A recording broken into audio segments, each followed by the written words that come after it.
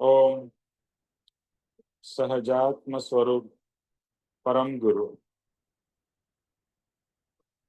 परम कृपाणु देव पूज्य पप्पा जी और सर्व ज्ञानियों का आशीर्वाद लेकर हम आज का सत्संग आरंभ करते हैं। जो भी सुने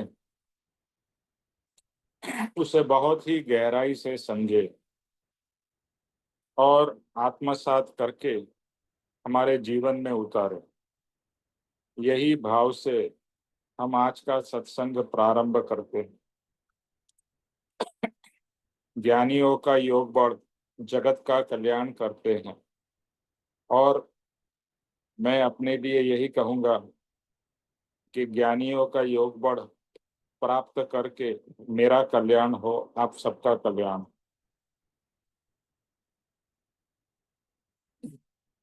तो हम लोग भावना बोध कर रहे हैं। आई होप सबके पास में अभी बुक आ गई होगी। तो जी हाँ, निमेश भाई आ गई है। Thank you very much. Okay, Vinod ji आपके पास आई कि नहीं?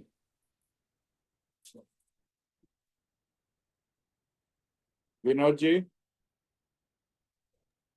मेरे पास अभी पहुंची नहीं सर। अरे आप मुझे एड्रेस भेजिए, वो आपकी शकुन भेजने वाली नहीं है। अच्छा, तो मैं आपके पास मैसेज भेज देता हूँ। हाँ, एड्रेस एड्रेस आपका नाम और एड्रेस और फोन नंबर सब एक ही व्हाट्सएप में लिख के भेज दीजिए। ठीक है सर। ओके।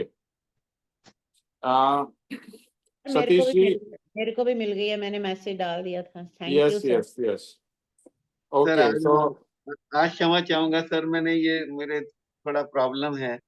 अच्छा क्षमा अच्छा। चाहूंगा सर। हाँ जी। ओके, तो आप आज आपसे ही शुरू करते हैं। आश्रव भावना, पेज नंबर 8। जी, मैं करता हूँ।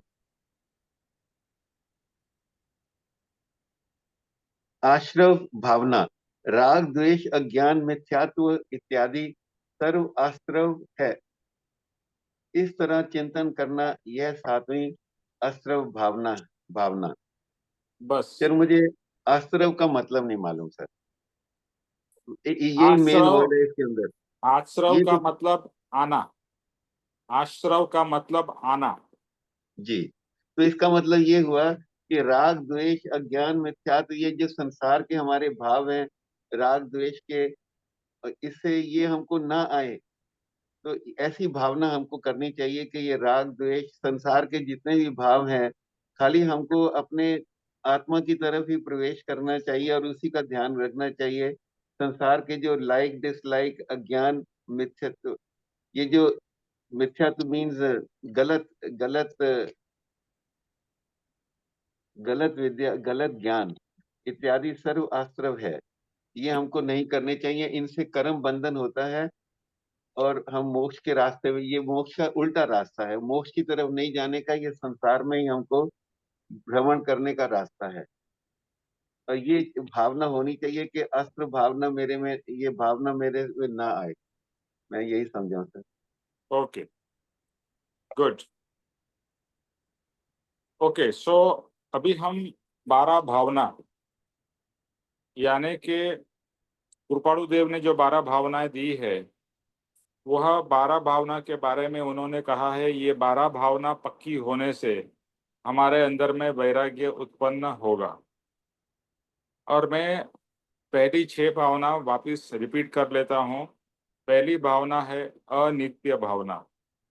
अनित्य यानी कि ये जो भी हमें संसार में सब दिखता है, ये वैभव, ये शरीर, ये कुटुंब, ये सब अनित्य है। यानी कि कुछ समय के लिए रहेगा, चाहे वो धन हो, कुछ भी हो, आपकी सुंदरता हो या आपका वैभव हो, आपका परिवार हो, जो भी आप जिसके पीछे हमारा पूरा जीवन चला जाता है, वह सब क्षणिक है, टेम्पररी है और एक ना एक दिन सब नाश हो जाएगा।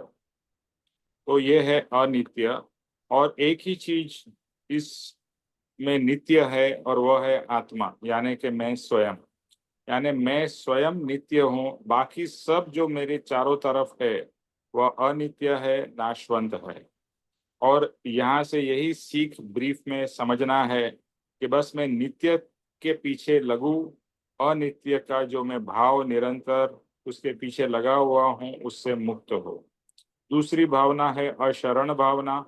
अशरण भावना यानी कि इस संसार में और यहाँ पर हमें कोई भी शरण नहीं है।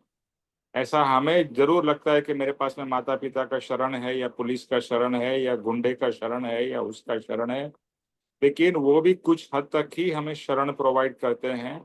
सच्चा शरण तो सिर्फ और सिर्फ ईश्वर। आत्मधर्म का है। हेलो, आपका म्यूट पे रखिए, जिसका भी म्यूट नहीं है। तो जो भी शरण है वो गुरु का और आत्मधर्म का शरण, वही सच्चा शरण है। और वो हमें मृत्यु के समय भी, हर समय और मृत्यु के समय भी वो शरण देता है। इसका ये मतलब नहीं कि मृत्यु नहीं आएगी, मृत्यु तो आना अवश्य है, वो तो एक प्रकृति का नीति का नियम है। लेकिन मृत्यु के समय भी अगर सच्चे गुरु, देव और धर्म का शरण होगा तो हमें मृत्यु का भी भय नहीं लगेगा, मृत्यु के समय भी हमारी समाधि रहेगी। तीसरी है संसार भावना। संसार भावना यानी कि ये जो पूरा संसार है ये हमें बार बार मोह से फंसाता है। मोह और माया इसमें पूरी तरह से भरी हुई है और हम इस संसार के मोह माया में फंसकर हम इस संसार के समुंदर में डूब जाते हैं। यानी हमारा बेड़ा पार नहीं होता है। भवो भव से हमारा जन्म मरण हो रहा है। उसका एक और एक ही कारण है संसार भाव, और निरंतर संसार भाव हम करते रहते हैं। और आज भी हम देखें तो हमारी इच्छाएं अगर आप एनालाइज करोगे तो रियलाइज होगी हमारी सब इच्छाएं संसार की ही इच्छा है।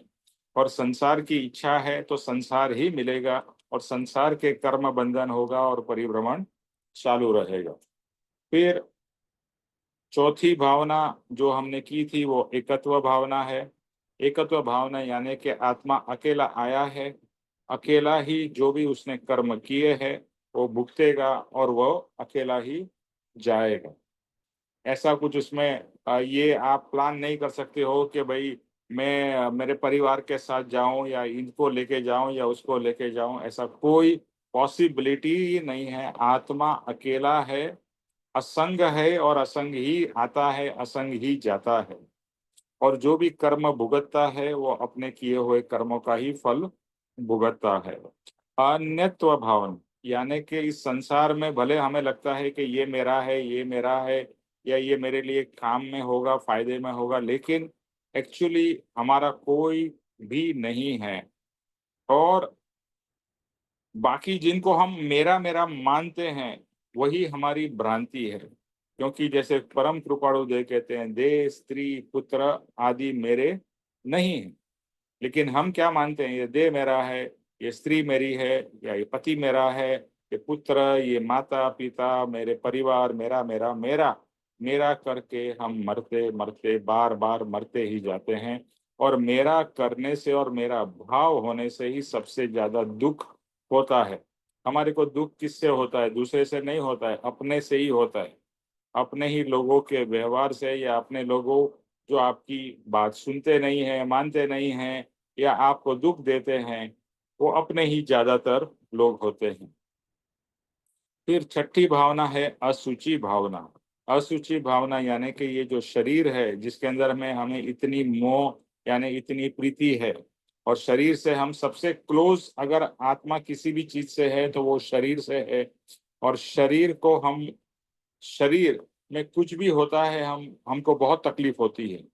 और शरीर जो है वो कैसा है, तो कहते हैं कि मल मूत्र और लहू और क्या बोलते हैं परु, इस सब से बना हुआ है। तो अगर जैसे शरीर है तो शरीर की ये जो पैकेजिंग है यानी कि जो हमारी चमड़ी या स्किन है, इसके कारण शरीर बहुत सुंदर लगता है। वो भी कुछ समय के लिए ही सुंदर लगता है। जवानी जाने के बाद में सबका शरीर धीरे धीरे शीर्ण होता है और ब्यूटी या जो भी थी वो सब धीरे धीरे खत्म हो जाती है। तो ये शरीर जो है, इसके अंदर में हमने बहुत ज्यादा अटैचमेंट करके दुखी दुख सहन किया है या कर्म का बंधन किया। तो ये 6 भावनाएं हैं। तो ये 6 भावना हमने लास्ट टाइम की थी।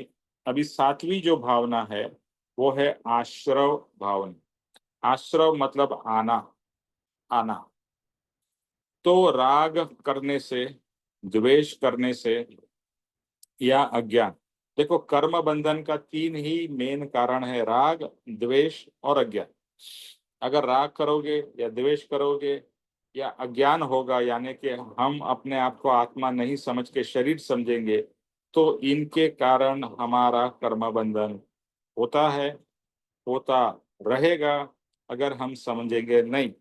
तो आश्रव क्या है कि जब भी हम कोई भी परिस्थिति में रिएक्ट करेंगे, ये मुझे अच्छा लगा या राग हुआ, ये मुझे अच्छा नहीं लगा यानी कि द्वेष हुआ, और ये मेरा है, ये अहम और ममत्व, ये जो सब निरंतर हम करते हैं, होता रहता है, ये आश्रव है। आश्रव यानी कि कर्म के आने का द्वार है।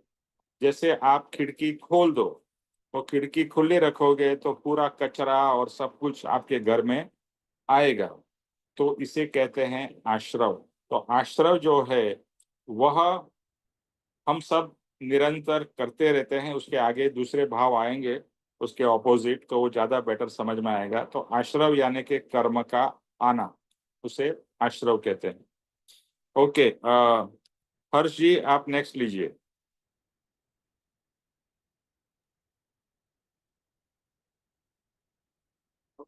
8वां है संवर भावना।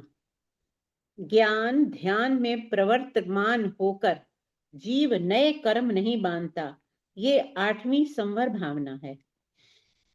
ये तो बिल्कुल ऐसे लगता है जैसे मेरे विचारों पे है कि ज्ञान ध्यान में प्रवर्तमान होकर, मतलब हर समय अपने ज्ञान में रहो, ध्यान में रहो, और जीव, इससे क्या होगा कि वो नए कर्म नहीं बंधेंगे। मैं अभी सोच रही थी, जैसे कहीं जाती हूँ, मैं कीर्तन कथा करने जाती हूँ, लोग कह रहे होते हैं, ओहो ये तो बहुत सुंदर है, ये तो हलवा बहुत अच्छा बना है, बहुत स्वादिष्ट है, टेस्टी है। पर मेरे को कोई चीज टेस्टी नहीं लगती उस टाइम, पता नहीं क्यों, ये मेरे अंदर क्या हो गया मुझे। तो ज्ञान ध्यान में प्रवर्तमान होकर जीव नए कर्म नहीं बांधता, ये 8वीं संवर भावना है। यही ध्यान में आया मेरे, मतलब यही मेरे को समझ आ रहा है कि भाई अपने ज्ञान में रहो, ध्यान में रहो, हमेशा अच्छे कर्म करो और अपने अपना उद्धार करो। तो इससे क्या होगा कि जीव अगले परेशानियों में नहीं बंधेगा, जिसका कि उसे फल भोगना पड़ेगा। ठीक है sir, thank you. Okay Urmil, sorry मैं इसको एक्सप्लेन करता हूँ, सॉरी भूल गया। संवर, संवर मतलब एक तरीके से कहें तो स्टॉप, रोकना। जैसे हमने कहा खिड़की खुली रखते हैं तो सब कचरा आता है, आप खिड़की बंद कर दो। खिड़की बंद कर दोगे तो क्या हो जाएगा कि बाहर से जो कचरा आ रहा था वो कचरा आना बंद हो जाएगा। तो आश्रम मतलब आना, संवर मतलब रुकना या स्टॉप करना। तो ज्ञान ध्यान में प्रवर्तन करना। जैसे ऊपर में क्या था, आश्रम में राग द्वेष में, राग द्वेष और अज्ञान में हम परिवर्तन करते हैं। तो उसके कारण कर्म बंधन होते हैं। उसका ऑपोजिट क्या है, राग द्वेष अज्ञान का? तो ज्ञान ध्यान भक्ति चिंतवन मनन, इसी भाव में रहेंगे तो ऑटोमेटिकली कर्म बंधन नहीं होंगे। अच्छे विचार रहेंगे, अच्छे भाव रहेंगे, तो कर्म बंधन नहीं रहेंगे। तो संवर का मतलब है कि कर्म का नहीं होना या कर्म का बंधन से रुकना। तो संवर भावना बस हमें यही सिखाती है कि हमें आश्रव से निकलकर संवर में आना है। ठीक है, यह संवर भावना, इसको बहुत डिटेल में आगे आएगा, अभी सिर्फ ब्रीफ में इसकी इंट्रोडक्शन दी जा रही है। ओके, उर्मिल, हाँ जी। निर्जरा भावना। निर्जरा भावना, ज्ञान सहित क्रिया करना। आपका वीडियो ऑन करके रखिए एक। हाँ। निर्जरा भावना, ज्ञान रहित क्रिया करना, ज्ञान सहित क्रिया करना, यह निर्जरा का कारण है। इस तरह चिंतन करना, यह 9वीं निर्जरा भावना। निर्जरा तो निमेश भाई यही होता है कि जो भी हम क्रिया करते हैं अपने, मतलब जो हमारे कर्म बनते हैं उनकी हमें निर्जरा कैसे करनी है। तो निर्जरा का मैं वैसे आपसे भी ये समझ लूं कि जो हमारे कर्म अभी उदय में आने हैं, जो भी कर्म हमारे संचित हैं और वो उदय में आने जो भी, हम उनकी भी तो निर्जरा करते हैं ना, निर्जरा भावना में कि भी हमारे जो कर्म अभी उदय हो रहे हैं उनकी भी हम निर्जरा करें। लेकिन वो जो भी निर्जरा हमने करनी है वो ज्ञान के साथ और विवेक के साथ करनी है। और ज्ञान इतना रखना है कि हम जो भी हमारे सामने सिचुएशन आए हमें उसको सहज रूप से जाने देना, और हमें आगे के कर्म नहीं बांधने, आगे के कर्म भी नहीं बांधने, और जो हमारे कर्म हैं उनकी भी हम निर्जरा करें। इस तरह से चिंतन करना कि हमने मतलब जैसे जैसे हमारे कर्म कटेंगे, जितने हमारे कर्म कम होते जाएंगे उतने हम इवॉल्व होते रहेंगे। कर्मों का ही ये है कि भाई कर्म कम होंगे तो हमारी इवॉल्व हम होंगे। तो ये कर्मों की निर्जरा जितनी जल्दी और जितनी समझन से हम कर लेंगे उतना ही हम इवॉल्व होते जाएंगे, और आत्मा को पे पड़े हुए जो इतने चिपके हुए जन्मों के हमारे कर्म हैं उनसे हम उनकी निर्जरा करके ही हम मतलब आगे बढ़ पाएंगे। आगे आप ओके समझा दें। ओके। निर्जरा यानी जो चीज चिपकी हुई है उसका निकल जाना, जैसे कर्म जो हमारे ऊपर में लगे हुए हैं उसका निकल जाना, उसे कहेंगे निर्जरा। तो ये 3 चीजें हैं, सतीश जी जैसे बोल रहे थे। तो आश्रव, संवर, निर्जरा, ये 3 एक साथ में आते हैं। आश्रव मतलब कर्म का आना, संवर मतलब कर्म का, नए कर्म को नहीं बंधन देने देना, और निर्जरा यानी कि जो पुराने कर्म है उसकी निर्जरा हो जाना, यानी कि वो खत्म हो जाना। ओके। तो जब ये निर्जरा का क्या मतलब है, संवर और निर्जरा में क्या डिफरेंस है? संवर मतलब दूसरे नए कर्म बंधन नहीं होने देना, और जो पुराने कर्म है उसकी निर्जरा होना यानी वो खत्म हो जाना, वो है निर्जर। इसको सिंपल तरीके से फिर से वही खिड़की का एग्जांपल बताते हैं। खिड़की खुली रखना यानी आश्रव, यानी सब कचरा घर पे आना। संवर मतलब खिड़की बंद कर देना कि कचरा, नया कचरा नहीं है लेकिन पुराना तो अंदर है ही। तो निर्जरा का मतलब है कि जो पुराना कचरा है उसको साफ कर देना।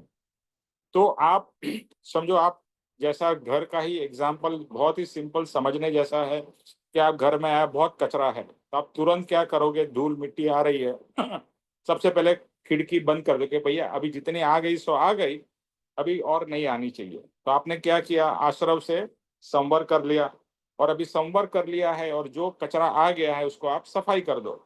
सफाई कर दिया यानी कि आपने खिड़की बंद कर दी, पुराना कचरा निकल गया, तो घर साफ हो गया। इसी तरह से अगर आपने पूरे जो हमारे ऊपर लगे हुए जो कर्म है वो धीरे धीरे और साफ हो जाएंगे, आत्मा पवित्र हो जाएगा। आत्मा जितना पवित्र होगा यानी केवल ज्ञान कभी होता है जब भी आत्मा सभी घाती कर्मों से मुक्त होता है, और मोक्ष कभी होता है जब भी घाती और अघाती कर्मों से आत्मा मुक्त हो जाता है, उस आत्मा का मोक्ष हो जाता है। तो सभी कर्मों से मुक्त होना ये निर्जरा भावना है, यानी कि पुराने जो कर्म है वो उदय में आएंगे। ओके। अभी देखो, 2 चीज होती है कि नए कर्म उदय में आते हैं यानी नया कर्म बंधन होता है। So let me explain it differently. एक सिचुएशन होती है, सिचुएशन जैसे ही होती है हम राग द्वेष यानी हम कुछ ना कुछ रिएक्शन करते हैं। जैसे ही हमने रिएक्शन किया तो जो पुराना कर्म उदय में आके वो तो निर्जरा होता ही है। देखो, निर्जरा तो हमारी हर समय हो रही है, लेकिन निर्जरा होते समय हम फिर से नए कर्म बांध लेते हैं। जैसे हमारा उदय आया कि कोई क्रोध का उदय आया, यानी पुराना क्रोध का उदय अभी आया, पुराने क्रोध के कर्म जो बांधे थे, अभी ऐसी सिचुएशन होती है कि चारों तरफ ऐसा कोई माहौल हो जाता है कि हमें गुस्सा उत्पन्न होता है। अभी गुस्सा उत्पन्न होने का माहौल हुआ और आपने गुस्सा किया, तो जो पुराना गुस्से का जो कर्म है वो उदय होकर निर्जरा तो हुआ, लेकिन सेम टाइम हमने फिर से नया गुस्सा करके फिर से नया कर्म बंधन कर लिया। तो हमें क्या सीखना है, क्या समझना है कि कोई भी कैसा भी सिचुएशन हो, हमें शांत रहना है, स्थिर रहना है। चाहे कैसी भी सिचुएशन हो, हमें स्थिर रहना है, स्थित रहना है। जैसे गीता में जिसे कहते हैं स्थित प्रज्ञता, स्थित, पूरी तरह से बैलेंस में, चाहे कोई भी सिचुएशन हो। अभी आप महाभारत देखें या कृष्ण का पूरा जो चारित्र देखे, हर समय कृष्ण एक ही भाव में आपको दिखाई देंगे, एक तो स्माइलिंग बट स्थिर और शांत। ओके, तो वो हर एक सिचुएशन में, चाहे वो अच्छी सिचुएशन हो या खराब सिचुएशन है, उसमें कोई फर्क नहीं है। एक ही जैसी उनकी दशा है, एक ही जैसी उनकी स्थिति है। और इसी तरह से चाहे वो राम ले लो, महावीर ले लो, हर एक का यही है कि वो इतने उच्च लेवल पे पहुंच गए हैं कि आत्मा इतना स्थिर हो गया है, इतना स्थिर हो गया है। अभी मैं परम कृपाणु देव का एक पढ़ रहा था कि परम कृपाणु देव कहते हैं कि हमारी चित्त वृत्ति इतनी शांत हो गई है, कि इतनी स्थिर हो गई है कि अंदर से कोई भी हलन चलन नहीं है। एक तो शरीर का हलन चलन होता है, लेकिन दूसरा जो मन और भाव का जो हलन चलन निरंतर चलता रहता है, वो हमारे सबको अनुभव में है। लेकिन परम कृपाणु देव कह रहे हैं कि हमारी इतनी चित्त वृत्ति, जो चित्त हमारा बार बार उद्वेग करता है, वो चित्त वृत्ति इतनी शांत हो गई है कि कोई मृग यानी कोई हिरन आता है, तो हिरन को लगेगा कि ये पत्थर है, और उसको खुजली होगी तो हमारे शरीर से अपनी खुजली करके चला जाएगा। तो यानी कि उनका शरीर इतना शांत और स्थिर हो गया है कि कोई भी एक 0.001% भी वाइब्रेशन नहीं है। अच्छा, दूसरा, हमें कर्म का सिद्धांत पता है कि जैसे ही हम विभाव करते हैं, आत्मा वाइब्रेट करता है। ये साइंटिफिक है। जैसे ही आत्मा वाइब्रेट होता है, उसमें एक एनर्जी उत्पन्न होती है, जो कर्म के पार्टिकल्स है, वो एनर्जाइज होके आत्मा पे चिपक जाते हैं, यानी कि नया कर्म बंधन होता है। इसका तात्पर्य इतना है कि कोई भी सिचुएशन में हम जितना रिएक्शन करेंगे, उतना कर्म बंधन होगा। जितना रिएक्शन कम करेंगे, उतना कम कर्म बंधन होगा। और कोई भी रिएक्शन नहीं करेंगे तो कोई भी कर्म बंधन नहीं होगा। और जो कर्म उदय में आया है, वो आके चला जाएगा और नया कर्म बंधन नहीं होगा। तो आप इस तरह से समझिए कि पुराने कर्म आ रहे हैं और खत्म होते जा रहे हैं, एक के बाद एक के बाद एक। और ज्ञान प्रकट होने से, ज्ञान ध्यान में होने से, काफी पुराने कर्म भी बिना उदय में आए या समाप्त करने से, बिना उदय में आए ही अपने आप अंदर से अंदर ही खत्म हो जाते हैं, यानी वो आते ही नहीं है उदय में। तो ऐसे बहुत सारे कर्म है। और ऐसा कहा जाता है, थोड़ा टेक्निकल में समझाने की कोशिश कर रहा हूँ शास्त्र की भाषा, कि शास्त्र में ऐसा लिखा है कि हमारे ऊपर 70 यानी 70 करोड़ा करोड़ी सागरोपम, यानी बहुत सारे, आप समझ लो करोड़ों से करोड़ों, करोड़ों से करोड़ों, ऐसा एक सागरोपम कहा जाता है। ऐसे 70 करोड़ों सागरोपम कर्म मेरे आत्मा के ऊपर लगे हुए हैं, आपके आत्मा के ऊपर।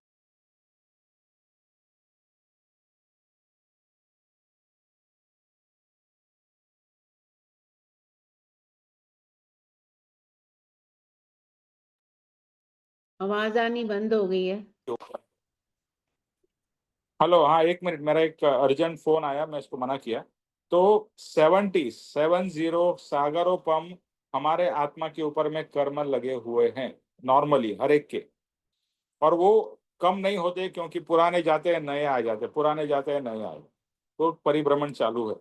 लेकिन अगर आप जिस समय सच्चे गुरु, सच्चे धर्म की साधना करते हैं, आत्म धर्म की, आत्मा प्राप्त गुरु की, और सच्ची भक्ति होती है और पूर्ण श्रद्धा होती है कि यही सच्चा मार्ग है, यही मेरे सच्चे भगवान गुरु है, तो आपके 69, 70 में से कितने, 69 ऑटोमेटिकली उसकी निर्जरा हो जाती है। 69, फिर कितने बचते हैं? ओनली 1, एक सागरोपम, सागरोपम वो भी बहुत सारे हैं, और वो खत्म करने में और 15 भाव लगते हैं। इसके लिए कहा है कि सच्ची श्रद्धा और सच्ची भक्ति होने के और पूर्णता से, अभी समझो मैं इस मार्ग में हूं तो भी मुझे पूर्ण श्रद्धा है, जो हम आज्ञा भक्ति में कहते हैं ना कि भले मैंने आत्मा देखा जाना नहीं है, पर परम कृपाणु देव ने जैसे देखा जाना वैसा ही मेरा आत्मा है, और मुझे उनके ऊपर में पूर्ण विश्वास श्रद्धा प्रतीति करनी है। तो ये भाव इतना स्ट्रांग हो जाए तो एक बात तो आपको अंदर से श्रद्धा या कॉन्फिडेंस आए कि अभी मैं सच्चे मार्ग पे हूं और मेरा मोक्ष अवश्य होने वाला है, उसमें कोई शंका नहीं है। ये श्रद्धा आपको आ जानी चाहिए कि मैं सच्चे गुरु के शरण में हूं, सच्चे मार्ग में हूं, और सच्चा डायरेक्शन यानी सही डायरेक्शन से आगे बढ़ रहा हूं। बस ये चीजें हो जाए तो आपको पता है, जैसे आप एक्सप्रेस हाईवे पे आ जाओ, जैसे दिल्ली आगरा हाईवे या Bombay Poona highway, express highway, आप एक बार हाईवे पे आ गए, आपको सब दिख रहा है कि हाँ यहाँ से अभी 100 किलोमीटर बाकी है, इतना किलोमीटर बाकी है, and your car is going at that speed 100 kilometre या वॉट एवर, तो आपको पता है 2 घंटे 3 घंटे में मैं पहुंच जाऊंगा। इसी तरह से आपको जब तक अंदर से ये कॉन्फिडेंस नहीं आएगा, श्रद्धा नहीं होगी, लेकिन जिस समय ये श्रद्धा हो गई और जिस समय सच्चे मार्ग की भक्ति यानी कि पूरी तरह से भक्ति यानी कि प्रेम श्रद्धा अर्पणता उत्पन्न होती है, तो 69 चले गए, ओनली 1 करोड़ा करोड़ी बचे हैं, और वो 15 भाव या उससे कम भाव में आप पूरे कर सकते हैं। वो आपके हाथ में, आप कितना आपका पुरुषार्थ होता है। तो जितना बलवान आपका पुरुषार्थ होगा उतना जल्दी मोक्ष होगा। लेकिन सबसे इंपॉर्टेंट है कि समकित की प्राप्ति करनी, समकित यानी कि सेल्फ रियलाइजेशन।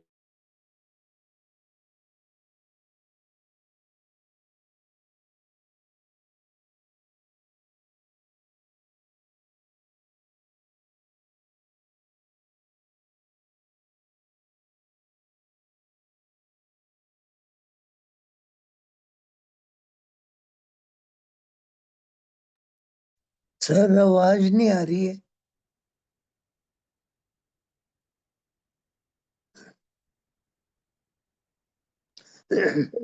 कोई फोन आया, उनका फोन।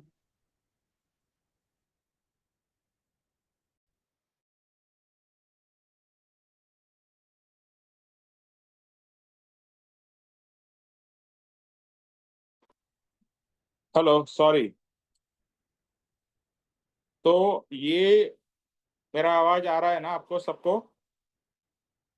Yes sir, hello? अब तो आ रहा निमेश है। आ रहे हैं। हाँ हाँ। यस आ रहा है। तो हाँ, बेसिकली जो इस समकित यानी कि सेल्फ रियलाइजेशन हो गया, तो सेल्फ रियलाइजेशन होते ही हमारा पूरा परिभ्रमण इतने भावों का कट होकर कितने भाव में आ जाएगा?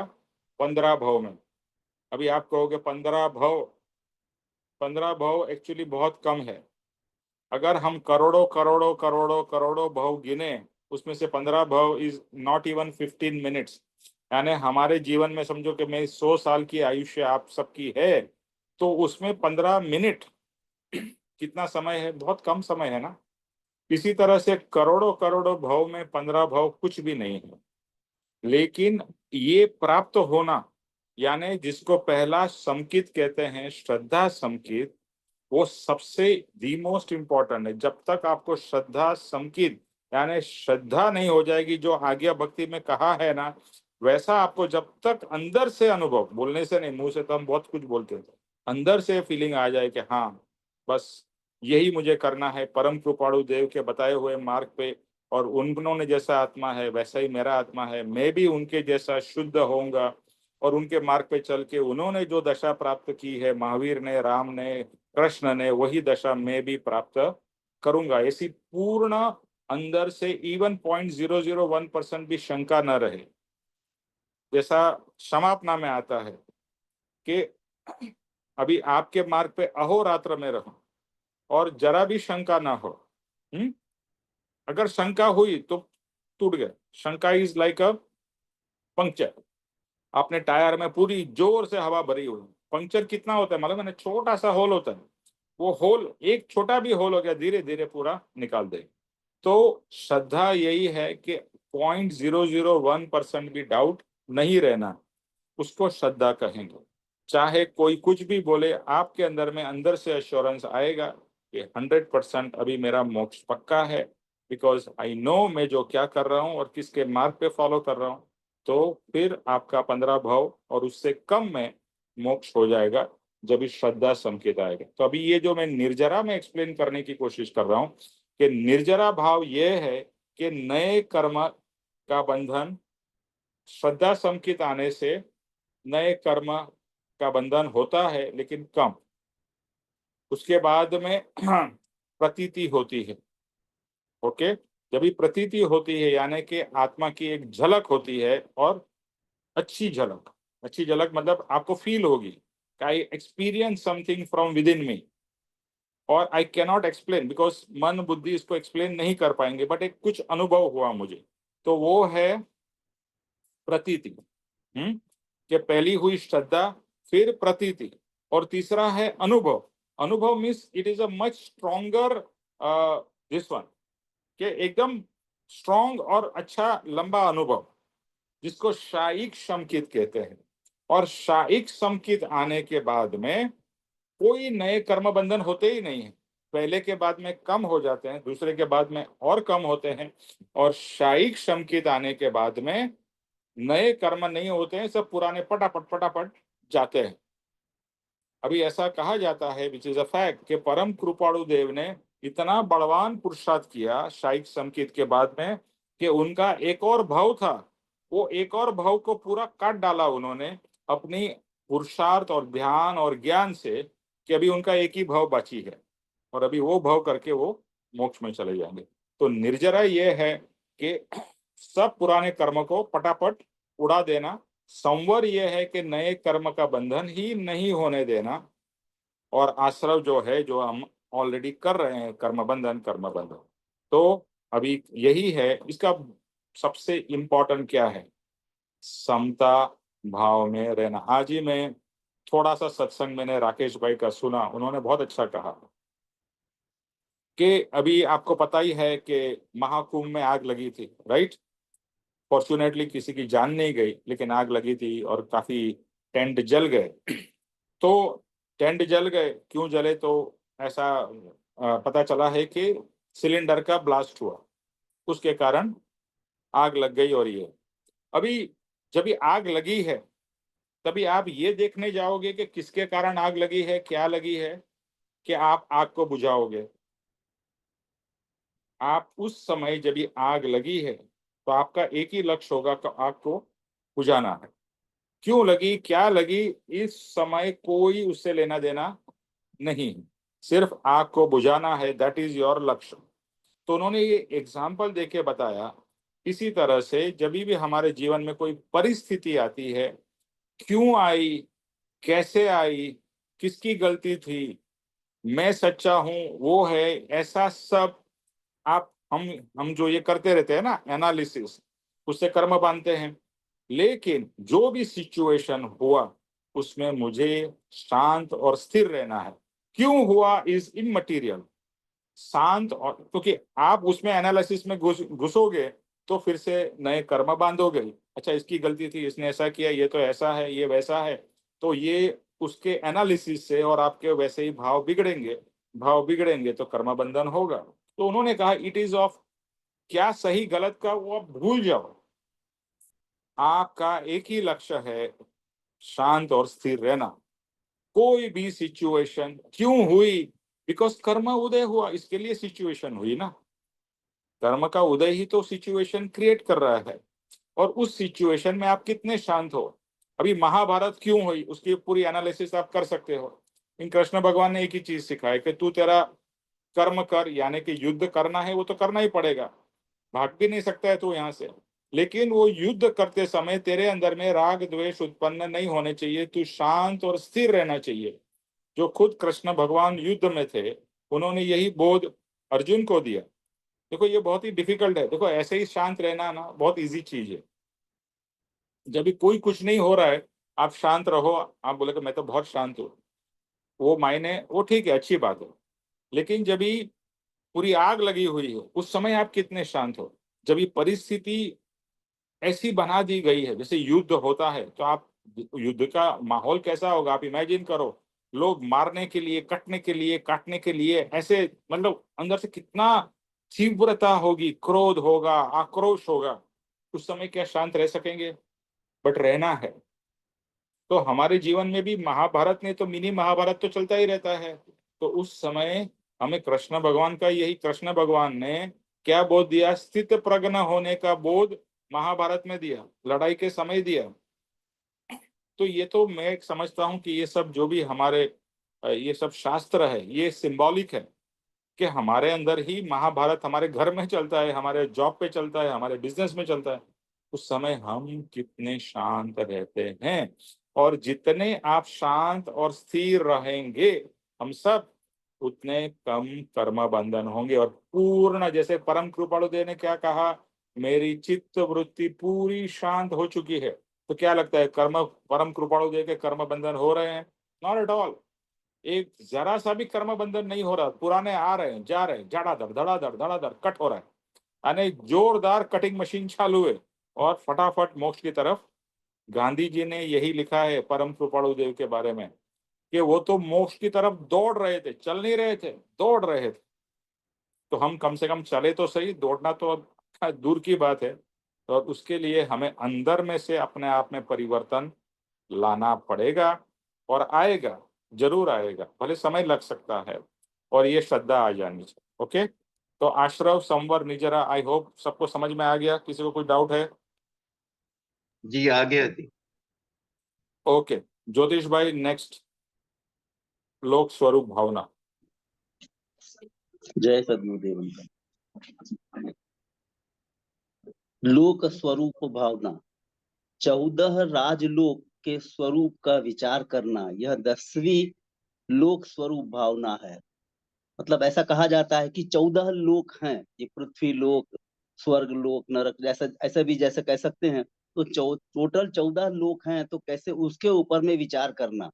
मेनली इसका पर्पस यही रहता है कि अभी हम जैसे दुनिया में हैं, पृथ्वी पर हैं, तो आजू बाजू सब देखते हैं।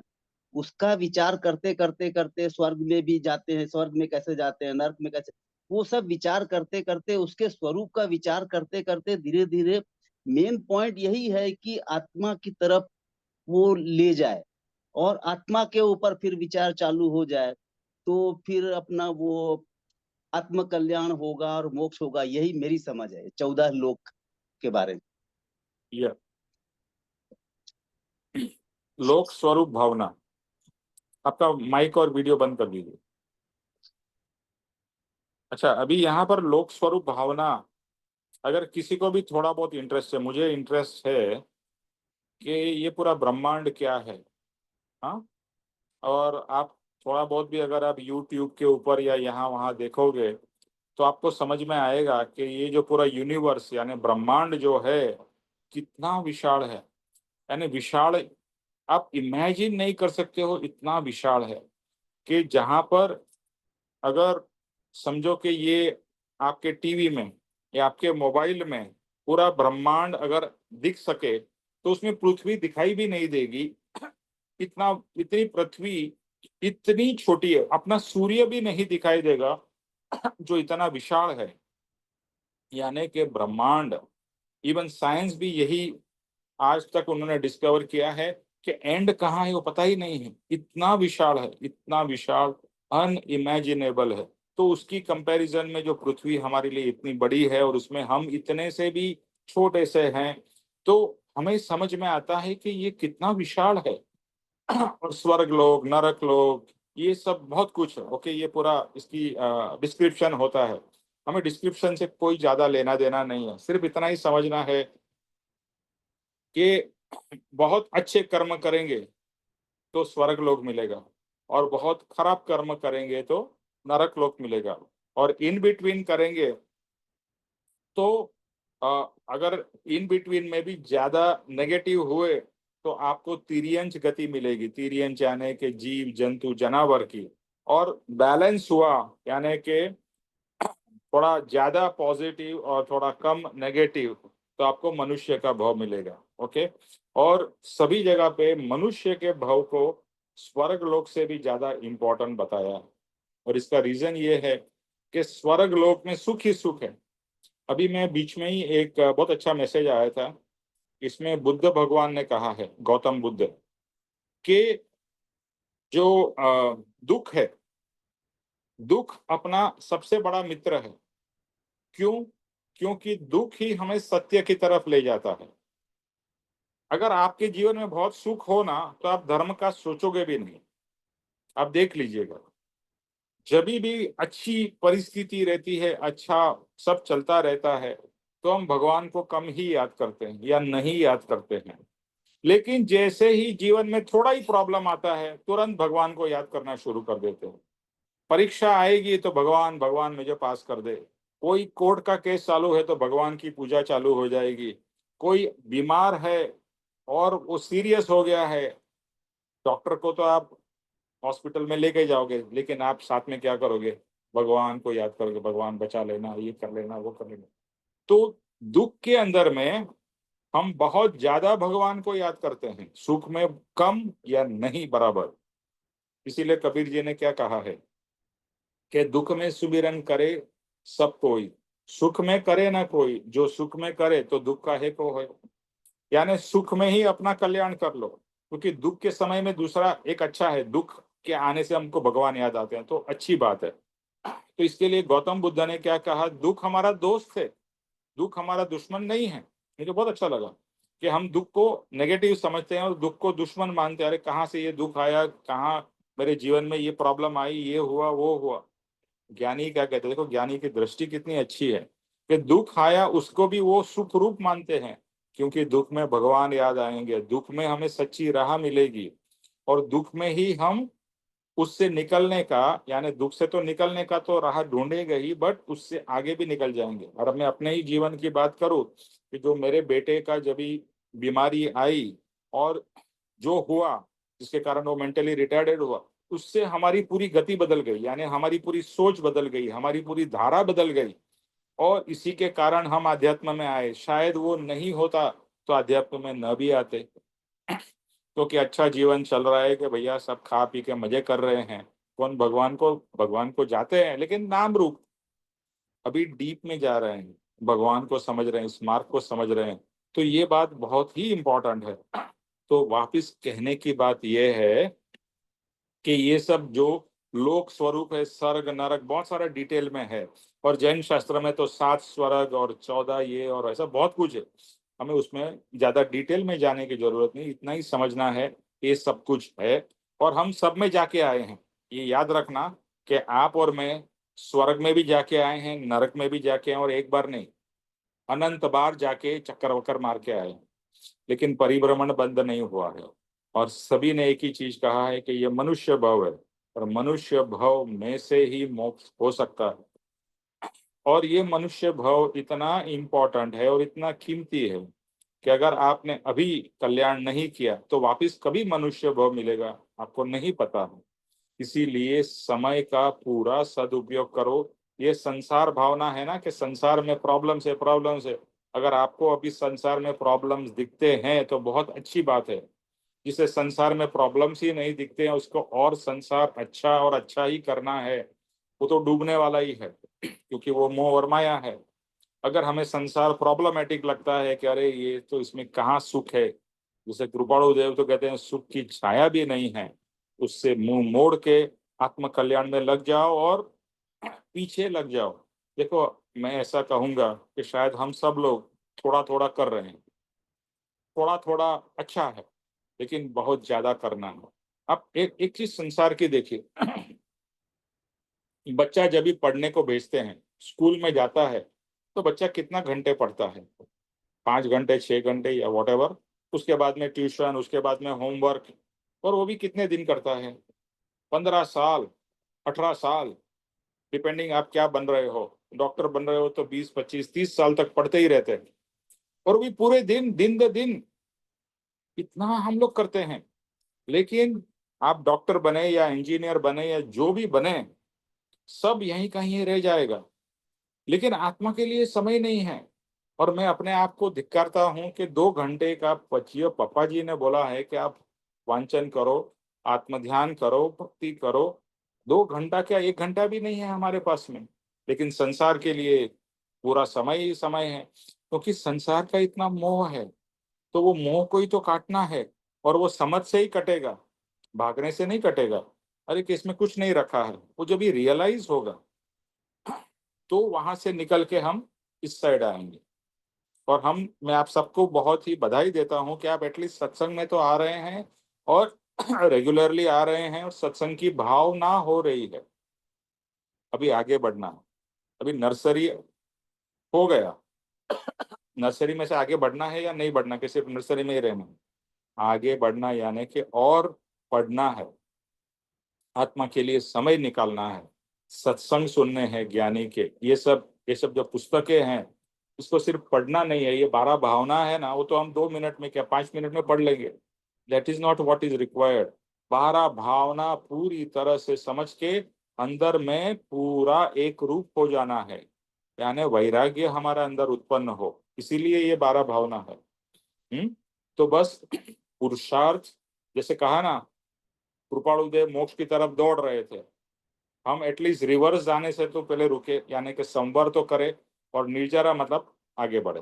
ठीक है, नेक्स्ट। किसके पास में और बुक है?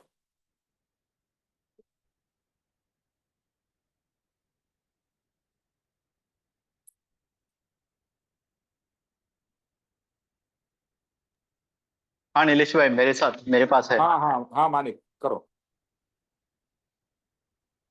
बोधि दुर्लभ आपका भावना ना, वीडियो भी चालू करो। 11वां ना, हाँ, बराबर है। 11 बार। बोधि दुर्लभ भावना। संसार में भ्रमण करते हुए आत्मा को सम्यक ज्ञान की प्रसादी प्राप्त होना दुर्लभ है, अथवा सम्यक ज्ञान प्राप्त हुआ तो चरित्र सर्वविरति परिणाम रूप धर्म प्राप्त होना दुर्लभ है। इस तरह चिंतन करना, यह 11वीं बोधि दुर्लभ भावना है।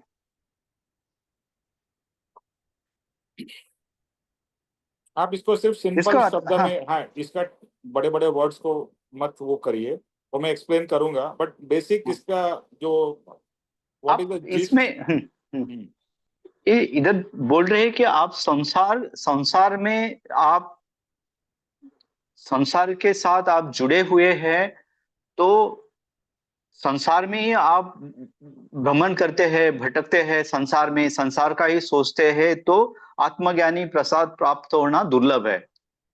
तो आपको उसमें वो संसार के साथ आपको डिटैचमेंट करना पड़ेगा actually. That is what indirectly इसमें ये हो रहा है एक्चुअली, बिकॉज संसार में आप जितना आप उसके साथ संबंध जोड़ जाओगे, उतना ही वो आत्मा का दर्शन करना डिफिकल्ट होगा। राइट। आत्मदर्शन होना ये डिफिकल्ट होगा जब तक आप संसार से जुड़े हुए हैं। करेक्ट। तो इसको देखो, हिंदी, संस्कृत या गुजराती, ये सभी अपनी मराठी, कोई भी भाषा ले लो, उसमें ना जोड़ जोड़ के शब्द, यानी कि जुड़े हुए शब्द बहुत आते हैं, जो कि इंग्लिश में बहुत कम होते हैं। तो यहाँ पर क्या लिखा है? बोधि दुर्लभ भावना। एक्चुअली एक ही शब्द लिखा हुआ है, पर इसके 3 पार्ट्स है। बोध दुर्लभ भावना, यानी कि संसार में भ्रमण करते हुए आपको आत्मज्ञान की प्राप्ति या आत्मज्ञान का बोध होना दुर्लभ है। That's what it is saying. बोधि दुर्लभ भावना, यानी कि बोध, सुनना, पहले तो सुनना ही डिफिकल्ट है। अच्छा, सुनने के बाद में वो अच्छा लगना डिफिकल्ट है। अच्छे लगने के बाद में उसमें रुचि आना डिफिकल्ट है। रुचि आने के बाद में उसके हिसाब से आपको एक्सपीरियंस करना या उस हिसाब से चलना, वो दुर्लभ है। तो ये है बोधि दुर्लभ भावना। तो सम्यक ज्ञान की प्रसादी, ये प्रसादी है, जैसे हम कहते हैं ना प्रसाद। एक्चुअली आज तक हमने प्रसाद को क्या समझा है, कुछ खाने की चीज, भगवान को हमने खाने की चीज धरी और पूजा पाठ कर लिया और वही चीज हम खा लेते हैं और बोलते हैं भगवान का प्रसाद है। एक्चुअली भगवान का प्रसाद ये खाने पीने से कोई लेना देना नहीं। भगवान का जो प्रसाद है वो है सम्यक ज्ञान। सम्यक ज्ञान का मतलब वापिस वही है, दो शब्द है, सम्यक और ज्ञान। सम्यक मतलब सही और ज्ञान मतलब समझ। तो सच्ची समझ वही है सम्यक ज्ञान। तो भगवान की प्रसादी क्या है कि हमें आत्मज्ञान की प्राप्ति हो, that is what it means. Okay, सम्यक ज्ञान। तो सम्यक ज्ञान प्राप्त होना बहुत दुर्लभ है। जैसे हमने कहा कि इस सत्संग में आने के बाद में भी आत्मा का साक्षात्कार होना इतना इजी नहीं है, क्योंकि जब तक आप इसमें डूबोगे नहीं तब तक आप तैर नहीं पाओगे। अभी तक हम क्या कर रहे हैं, सिर्फ स्विमिंग पूल में जैसा होता है ना, स्विमिंग पूल में आपने काफी बार देखा होगा, हम क्या करते हैं स्विमिंग पूल के उधर में जो कॉर्नर में बैठ जाते हैं और पानी के अंदर में हाथ पांव थोड़े थोड़े डुबोते हैं और हमको लग रहा है हम स्विमिंग कर रहे हैं। स्विमिंग तो जब तक आप पूरी डुबकी नहीं मारोगे और डुबकी मारने के बाद में आप हाथ पैर चला के थोड़े अपने आप को डूबने से बचाओगे तो कहेंगे सम्यक ज्ञान है। समझे? अभी तक हम सिर्फ पानी को थोड़ा थोड़ा टेस्ट कर रहे हैं, थोड़ा हाथ डाला थोड़ा पांव डाला, डुबकी नहीं मारी है। क्योंकि डुबकी मारना यानी पूरी तरह से अंदर में, पूरा अंदर में घुस जाना। डुबकी मारना, अभी महाकुंभ चालू है, उसमें भी ऐसा ही है, थोड़ा थोड़ा पानी लगा दिया, लगा के हमने स्नान कर लिया और एक एक पूरी तरह से अंदर में भले कितना भी ठंडा पानी या गंदा पानी हो उसमें डुबकी मारना। तो डुबकी मार लेना यानी कि बुद्धि दुर्लभ ये है कि इस परिभ्रमण में, इस संसार के मोह माया में अच्छा बोध प्राप्त होना बहुत दुर्लभ है। अच्छा, दूसरे एक और प्रॉब्लम ये है कि बहुत सारे ऐसे पाखंडी सो कॉल्ड संत महात्मा के नाम पे जो धिक्कार है, ऐसे भी बहुत सारे लोग हैं जो लोगों को लूटते हैं, लोगों को बेवकूफ बनाते हैं। ऐसे भी उसके लिए बहुत से लोगों को गुरु नाम से ही नफरत है, बोले गुरु के चक्कर में नहीं पड़ना, कि पता नहीं क्या निकलेंगे, ढोंगी निकलेंगे, ऐसे निकलेंगे। यानी गुरु अभी एक गाली हो गई है। लेकिन बहुत सारे संत महात्मा है, कुछ जैसे आप फल की टोकरी लो और दो चार फल खराब है तो आप ये नहीं कह सकते कि पूरी टोकरी खराब है। अच्छे फल भी है, अच्छे गुरु भी है। तो हमें तो अच्छे गुरु ढूंढना है। देखो, मैं फिर से एक ही चीज कहता हूँ, जब भी आप सब्जी लेने जाते हो तो सब्जी में आप ढूंढ के लेते हो ना, या फल खरीदते हो तो अच्छे फल भी है, बुरे फल भी है। आप दो फल बुरे देख के बोलोगे नहीं मुझे सब्जी खरीदनी ही नहीं, फल नहीं खरीदना, ऐसा हम करते हैं? ऐसी बेवकूफी नहीं करते हैं। हम जानते हैं कि भाई ये फल थोड़े अच्छे नहीं है, ये खराब है, इसको छोड़ देते हैं, मुझे अच्छे फल देख के मैं ले लेता हूँ या अच्छी सब्जी खरीद लेता हूँ। लेकिन यहाँ पर हमारी बुद्धि भ्रष्ट हो जाती है कि कोई भी जगह पे पढ़ लिया कि भाई सो एंड सो गुरु ने ऐसा भांड किया, ये किया, तो हम बोलते हैं अरे गुरु से तो दूर ही रहना है। ये बड़ी मूर्खता है। गुरु बिना ज्ञान है ही नहीं। हमारे ही शास्त्र में लिखा है गुरु बिना ज्ञान नहीं पॉसिबल। और हम संसार में भी जानते हैं क्या आपको मैथ्स पढ़ना है, आप किताब से मैथ्स पढ़ सकते हो?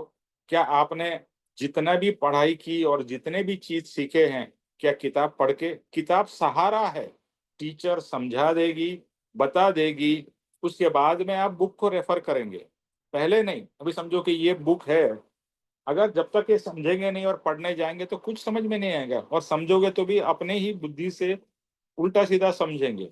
इसीलिए ज्ञानी की बहुत बहुत जरूरत है। और ये तो हमें पता ही है कि टीचर या कोच फॉर एवरीथिंग, आपको आपको समझो योगा करना है तो योगा का टीचर चाहिए, या योगा के गुरु चाहिए, स्विमिंग करना है तो स्विमिंग कोच चाहिए, क्रिकेट खेलना है तो क्रिकेट कोच चाहिए। It is so obvious.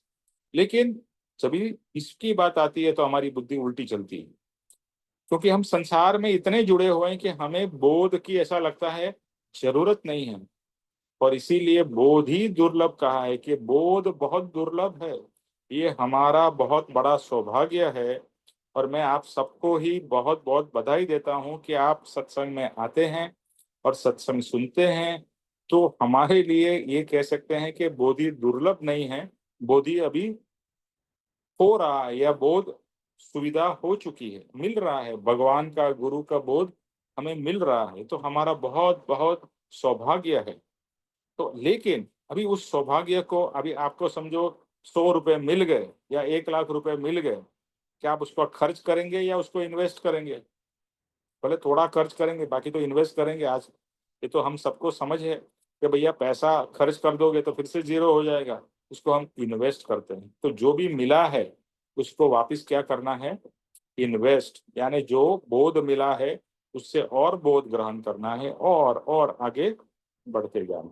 तो यहाँ पर कृपाणु देव कहते हैं कि बोध प्राप्त करना, सम्यक ज्ञान की प्राप्ति करना दुर्लभ है, और सम्यक ज्ञान मिल गया उसके बाद में चारित्र सर्ववीरति परिणाम रूप, थोड़ा टेक्निकल शब्द है, समझाता हूं। 3 चीजें हैं, अगर आपको याद हो तो हमने अपनी छोटी सी किताब में ज्ञान दर्शन चारित्र की डेफिनेशन की थी। किसी ने नोट की हुई है ज्ञान दर्शन चारित्र की डेफिनेशन? मूल मार्ग में ये डेफिनेशन है, मैं बोलता हूँ क्योंकि मैं रोज करता हूँ, इसके लिए मुझे याद है। किसी ने भी नोट नहीं किया था? सबने नोट किया था मेरे हिसाब से। तो ज्ञान की हाँ बोलो। ज्ञान की डेफिनेशन है कि ये जानना कि शरीर मेरा नहीं है और आत्मा ही मेरी है, ये ज्ञान है। फिर गुरु के साथ सच्चा प्रेम, उस गुरु और उसमें विश्वास होना, और फिर उस पर अर्पणता कर देना, ये है ज्ञान। और ये दर्शन है, दर्शन है। फिर उसको कंटिन्यूअसली फॉलो करने से जब हो तो वो चरित्र बन जाता है। फिर मैं ये समझ। सही बोला। लेकिन अभी हमको परम कृपाणु देव ने जो डेफिनेशन दी है वो किसी के पास में है? ज्योतिष भाई, आप छोटी वाली बुक में मूल मार्ग में लिखा है। हाँ, ज्ञान दर्शन चारित्र की डेफिनेशन। हाँ, 6 देहादि थी भिन्न आत्मा रे, उपयोगी सदा अविनाश, मूल मार्ग सांभळो जिननो रे। अभी सुनिए, सुनिए ज्योतिष भाई, सॉरी, सबके पास में छोटी वाली बुक होगी, आप पेज नंबर और वो बताइए। पेज नंबर 72 हिंदी वाली बुक में है कि गुजराती हिंदी वाली बुक में। हाँ, हिंदी वाली बुक सबको मिल गई? बिकॉज साथ साथ में रेफर करिए, बहुत इंपॉर्टेंट है। हाँ, मिल गया, मिल गई। ओके, बोलो। पेज 73 पे देखिए। गाथा नंबर बोलिए। हाँ, गाथा नंबर 6 उसमें से। 6 देहादि थी भिन्न आत्मा रे, उपयोगी सदा अविनाश, एम जाने सदगुरु उपदेश थी रे, कहूं ज्ञान तेनु नाम खास। मतलब आत्मा देह से भिन्न है, ये जिसने सदगुरु के उपदेश से जाना है और वो पक्का हो गया है अपने अंदर में, उसको कहते हैं ज्ञान। और यहाँ पर हम एक ही चीज ऐड करूंगा, इसको कहेंगे सम्यक ज्ञान। सम्यक ज्ञान, ठीक है। उसके बाद वाली गाथा में है, जे ज्ञाने करीने जानियु रे, तेनी वर्ते छे शुद्ध प्रतीत, कयूं भगवंते दर्शन तेहने रे, जेनु बीजू नाम समकित। तो ये ज्ञान प्राप्त करने के बाद में जो भगवान ने जो कहा है कि आत्मा क्या है, वो जिसने शुद्ध प्रतीत, मतलब एकदम क्लियरली जिसने अनुभव किया कि मेरा आत्मा मेरे शरीर से भिन्न है, और ये जैसा भगवान ने कहा है, या हम ये कहते हैं कि अपने आगे का अपने उसमें जैसे श्रीमद राजचंद्र ने कहा है, उन्होंने जैसा जाना है वैसे मुझे शुद्ध प्रतीति हो, उसको दर्शन कहा है। फिर से कहूंगा यहाँ पर सम्यक दर्शन। सम्यक दर्शन, बराबर।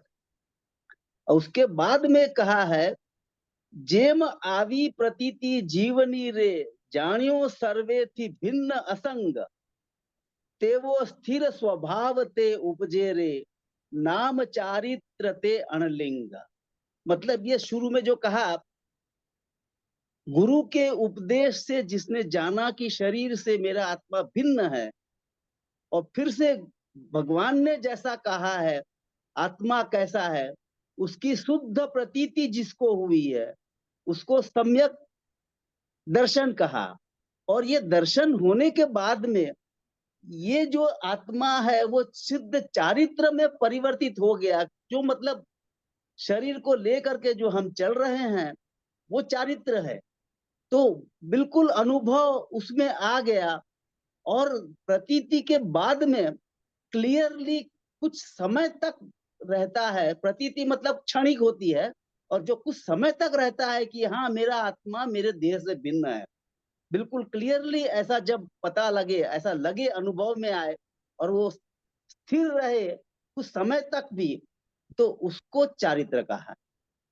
तो ये तीन ज्ञान दर्शन चारित्र, सम्यक ज्ञान, सम्यक दर्शन और सम्यक चारित्र, ये मैंने समझा है। यस, और ये तीनों चीजें जो है मैं खुद करता हूँ। मैं आपसे भी सजेशन दे सकता हूँ कि रोज ये तीन जो गाथा है एज अ प्रार्थना आप बोलिए। ओके, एज अ प्रार्थना के 6 देहादि थी भिन्न आत्मा रे उपयोगी सदा अविनाश, एम जाने सदगुरु उपदेश थी ज्ञान तेनु नाम खास। यानी देह से भिन्न मैं आत्मा हूँ, ऐसा मैंने सदगुरु के उपदेश से जाना, ये सम्यक ज्ञान है और हमेशा उपयोगी है। उपयोगी मतलब हर समय कुछ न कुछ फील कर रहा है, कुछ न कुछ ज्ञान की क्रिया कर रहा है। और ये आत्मा कैसा है तो अविनाशी, यानी अजर अमर अविनाशी, ये जानना ये सम्यक ज्ञान है। ओके, फिर दर्शन क्या है तो गुरु के ऊपर श्रद्धा जब तक नहीं होगी तब तक सम्यक ज्ञान ही नहीं होगा, जिसको श्रद्धा संकित भी कहते हैं, ये सम्यक ज्ञान हुआ। दूसरा क्या है, जे ज्ञाने करीने जानियु रे तेनी वर्ते छे शुद्ध प्रतीत, कयु भगवंते दर्शन तेह नेरे जेनु बीजू नाम संकित। तो ये है सेल्फ रियलाइजेशन, एक्चुअली रियलाइजेशन, कि जो भगवान ने बताया उसकी मुझे प्रतीति हुई।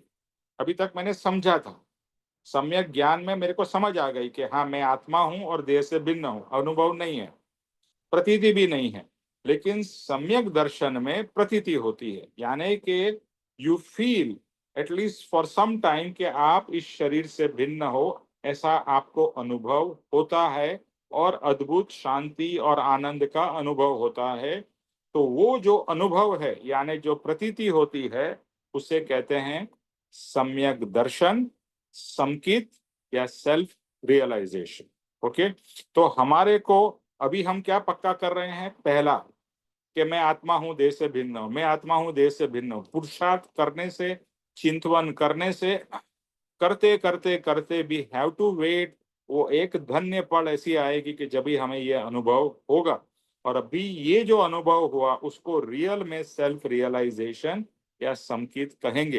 हो सकता है कि इस भाव में हो भी जाए, न भी हो, ऐसा मत सोचिए कि ये समझ गए तो इमीडिएटली सम्यक दर्शन हो जाएगा।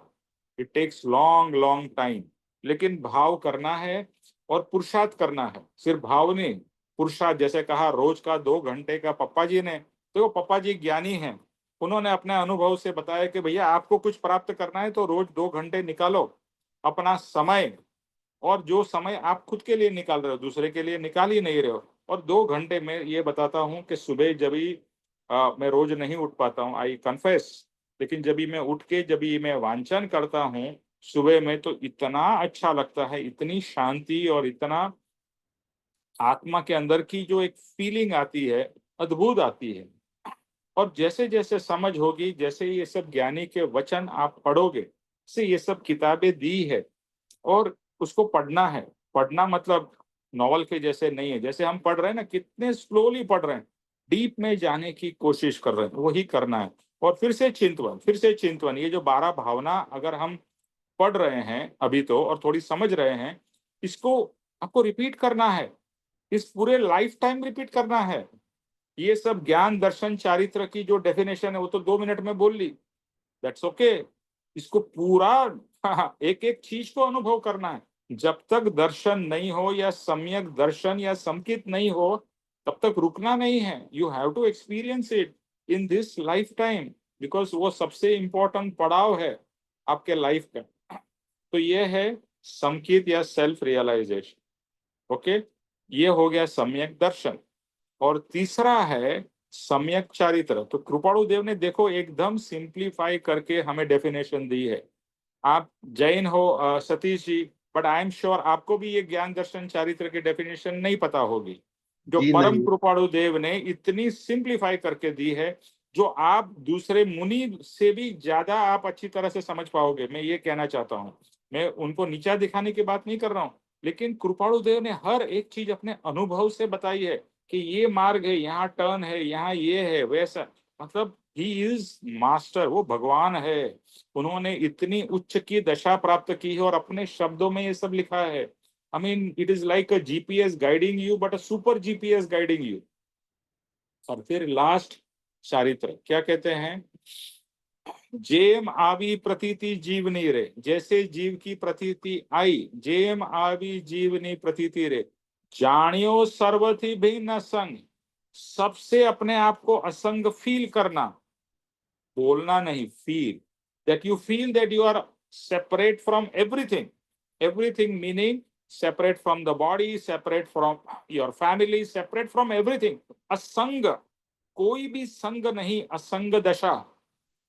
तो ऐसी असंग दशा, जब ये असंग दशा आती है ना, तो ज्ञानी जंगल में चले जाते हैं, क्योंकि उनको संग की जरूरत ही नहीं है. रादर उनको संग, कृपाणु देव कहते हैं हमें संग दुखदायी लगता है. हमें संग प्रिय लगता है ना, उनको संग दुखदायी लगता है, क्योंकि आत्मा की इतनी मस्ती है, बस जंगल में जाके अपने कमरे में बैठ के आराम से ध्यान करने लग गया. कृपाणु देव रात को 2-2 बजे उठ जाते थे और ध्यान में बैठ जाते थे. रात रात भर ध्यान. दिन में तो ध्यान है ही, रात को भी ध्यान है. यानी किस दशा में जा रहे हैं वो तो बहुत, मतलब हमारे लिए एक बोलते हैं ना आइडल है, कि आइडियल है कि हमें वहां वो दशा में पहुंचना है. तो असंगता का अनुभव. फिर क्या कहते हैं? जे मावी प्रतीति जीवनी रे, जानियो सर्वथी भिन्न असंग. जाना मैंने, मैं सबसे भिन्न और असंग हूं. एवो स्थिर स्वभाव ते उपजे. कैसा स्थिर स्वभाव? के सबसे असंग, सबसे पर. This is total detachment. Total मतलब डिटैचमेंट नहीं, टोटल डिटैचमेंट. जो भी कुछ हो रहा है उससे मुझे कोई लेना देना नहीं है. I am totally detached.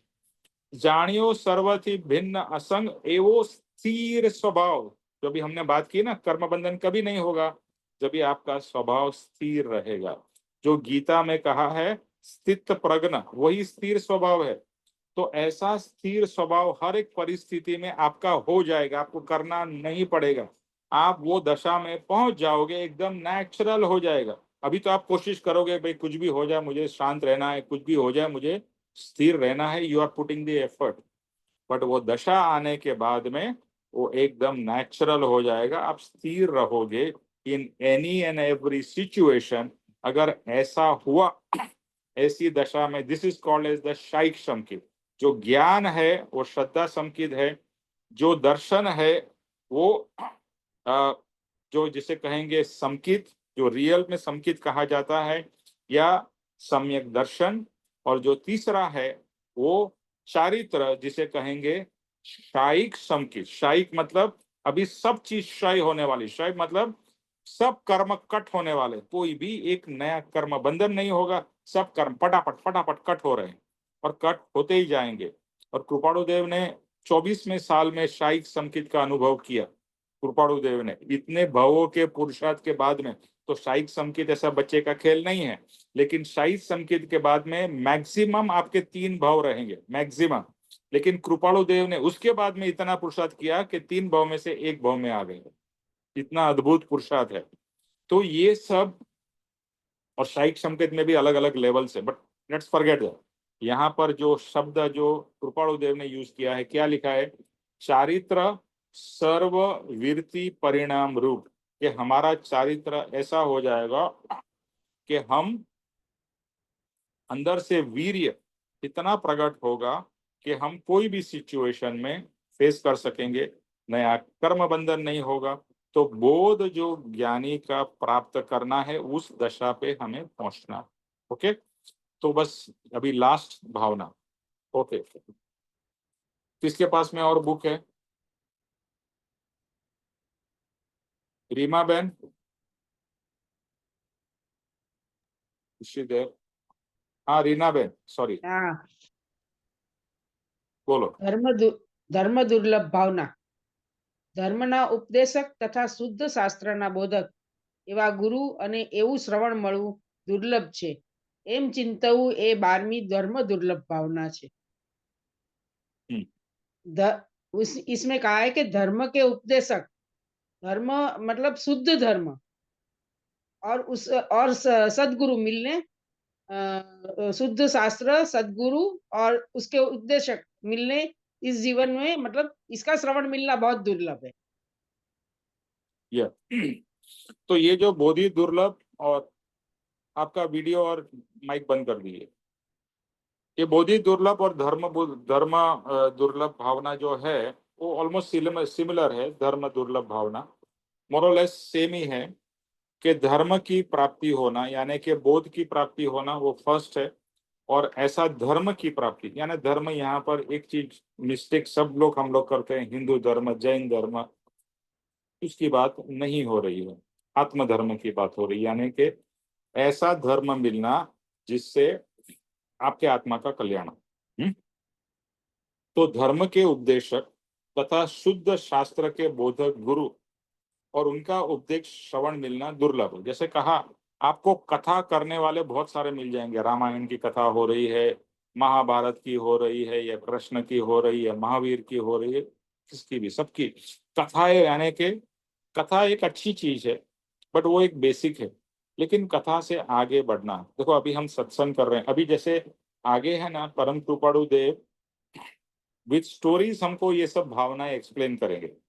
तो कथा सुनना बुरी बात नहीं है, बट कथा के अंदर ही कि राम भगवान का कैसे श्रृंगार था और कृष्ण भगवान का क्या श्रृंगार था, या महावीर का होगा तो उनके संवत्सरण में क्या क्या था, उसका ही डिस्क्रिप्शन, वो एक्चुअली धर्म नहीं है। राम का चारित्र समझना वो धर्म है। कृष्ण की जो स्थिति है या उनकी जो दशा है, आत्मदशा, वो समझना, वो रियली धर्म है। लेकिन आज तक हमने क्या सुना है कि कृष्ण भगवान ने कैसे कैसे लीला की, बराबर है, गोपियों के साथ में ये किया, उसके साथ में ये किया, वो ही स्टोरी सुनी है। लेकिन कृष्ण भगवान को रियल में तो जानने की कोशिश ही नहीं की है, या राम को भी जानने की कोशिश नहीं की, भले जय कितनी बार भी जय श्री राम करते हैं। तो डीप में इस सबको जानना है। तो धर्म दुर्लभ भावना यही है कि जो संत हो गए, जो महात्मा या भगवान हो गए, वो तो उनकी प्राप्ति दुर्लभ है। पर आज के दिन में मैं ये कहूंगा, धर्म करोड़ों करोड़ों लोग करते हैं। कोई हिंदू धर्म करता है, कोई सिख करता है, क्रिश्चियनिटी या मुस्लिम है, व्हाटएवर, सब लोग धर्म करते हैं। बट अभी आपको इतना समझ में आएगा कि एक्चुअली वो लोग धर्म नहीं, अधर्म करते हैं। मतलब नेगेटिव में बहुत नहीं कर रहा हूं मैं, यानी कि वो लोग क्या कर रहे हैं कि जो चिला चालू धर्म, यानी कि सो कॉल्ड लौकिक धर्म कर रहे हैं, कि बस भगवान की मूर्ति और भगवान की अर्चना और थोड़े हाथ पैर जोड़ लिए और दो चार भजन गा लिए, उनको लगता है मेरा धर्म हो गया। या देरासर में रोज चले गए, या रोज मंदिर चले गए, या गुरुद्वारा चले गए, या नमाज पढ़ ली तो धर्म हो गया। वो अच्छी चीज है, बुरी चीज नहीं है, लेकिन वो तो सिर्फ बोला ना, जैसे नर्सरी है, उसे आगे बढ़ना है। आप आगे बढ़ते ही नहीं हो, और धर्म के नाम पे कितने झगड़े होते हैं, धर्म के नाम पे कितने युद्ध भी हुए हैं, और धर्म के नाम पे कितने रायट्स होते हैं, कितने लोगों की जान जाती है। वो क्या धर्म है? धर्म है ही नहीं। यानी सच्चा धर्म की प्राप्ति होना भी बहुत दुर्लभ है। तो हमारा वापिस मैं यही कहूंगा, सौभाग्य है कि हमें परम कृपाणु देव पप्पा जी मिले हैं, कि हमें सच्चे धर्म की राह मिली है। तो बोधि दुर्लभ और धर्म बोधि यही है कि सच्चे गुरु मिलना, सच्चा धर्म मिलना, सच्चा मार्ग मिलना और सच्चे सत्संगी मिलना, ये सब दुर्लभ है। आप ये मानिए, आपको ये रियलाइज ही शायद न भी होता हो कि हम कितने लकी है या कितने सौभागी है कि हमें ये मार्ग मिल गया है। और अभी मिल गया है ना, तो उसका फायदा उठाना ये हमारी जिम्मेदारी है, यानी हमें करना चाहिए ना। अगर कोई अच्छी चीज मिल जाए, ओके, आपको अच्छा अच्छा बहुत ही बढ़िया ड्रेस या साड़ी मिल गई और आपने देखते रहा, ए कितना अच्छा ड्रेस है, कितना अच्छा नेकलेस है, तो आप क्या बोलोगे? भैया ड्रेस है तो पहनो, साड़ी है तो पहनो, नेकलेस है तो पहनो।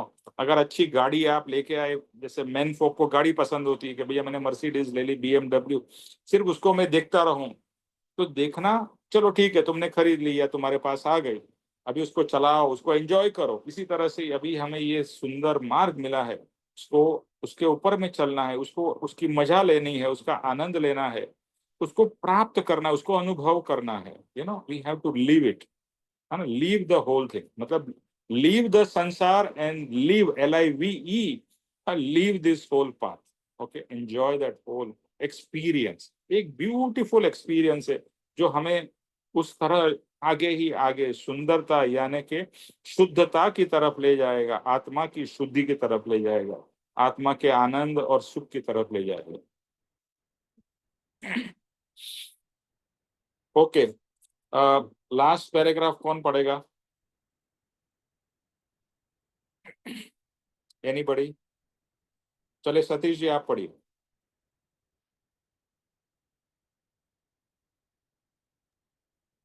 सतीश जी। जी जी। इस प्रकार मुक्ति साध्य करने के लिए जिस वैराग्य की आवश्यकता है, उस वैराग्य को दृढ़ करने वाली 12 भावनाओं में से कुछ भावनाओं का इस दर्शन के अंतर्गत वर्णन करेंगे। कुछ भावनाएं कुछ विषयों में बांट दी गई है और कुछ भावनाओं के लिए अन्य प्रसंग की आवश्यकता है, अतः यहाँ उनका विस्तार नहीं नहीं किया है। इस प्रकार मुक्ति साध्य करने के लिए जिस वैराग्य की आवश्यकता है, उस वैराग्य को दृढ़ करने वाली 12 भावनाओं में से कुछ भावनाओं का इस दर्शन के अंतर्गत वर्णन करेंगे। यानी जो आगे उन्होंने एक्सप्लेन किया सर, कि ये जो 12 मुक्ति की भावना है, इनको साध्य करने से हम हमारे अंदर वैराग्य की भावना उत्पन्न आवश्यक वैराग्य की भावना उत्पन्न होगी। हम संसार से अपना मुख मोड़ेंगे। अगर ये 12 भावना हमारी पक्की हो जाएंगे, तो डेफिनेटली हम संसार से मुख अपना मोड़ेंगे और वैराग्य की तरफ जाएंगे, और वो हमको इन 12 भावना से ही दृढ़ होगा। वैराग की भावना को इस दर्शन अंतर्गत वर्णन, और आगे उन्होंने बोला है कि हमने इसका वर्णन किया है। मैंने ये जो 12 भावनाएं हैं, इनको हमको पक्का करना है, रटना है एकदम, बस यही है संसार में। हमने जो जन्म लिया है, बस इन्हीं भावनाओं को करना है, संसार से मुक्त होना है। वी हैव टू एक्सपीरियंस दी आत्म, हमने मोक्ष की तरफ जाना है, उसको हमको एक्सपीरियंस करना है। इसको छोड़ देने का, ऐसी भावना अगर हम निरंतर करते रहेंगे तो डेफिनेटली हमारा बिल्कुल एकदम पक्का हो जाएगा, और हम मुक्ति के राह पे आसानी से चल सकेंगे। मैं ये समझ। ओके, तो यहाँ कहते हैं इस तरह से मुक्ति, मोक्ष का दूसरा नाम है मुक्ति। तो पहले तो मुक्ति की इच्छा होनी चाहिए, है ना। आपको अगर मुक्ति की इच्छा ही नहीं है तो आप मुक्ति के लिए कुछ करोगे भी नहीं। जब भी हम बोलते हैं ना मुझे छूटना है या मुझे मुक्त होना है, तो लोग पूछेंगे ना भाई किससे मुक्त होना है। आपको एक संसारी को बोलोगे कि मुझे मुक्त होना है, तो हंसेगा, अरे भाई क्या मुक्त किससे होना है, क्यों होना है, या क्या है मुक्ति, क्या बात कर रहे हो, है ना।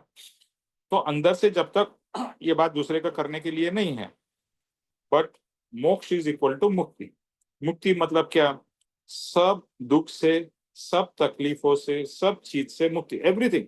मुक्ति मतलब फिर अच्छी चीज बुरी चीज सबसे मुक्ति।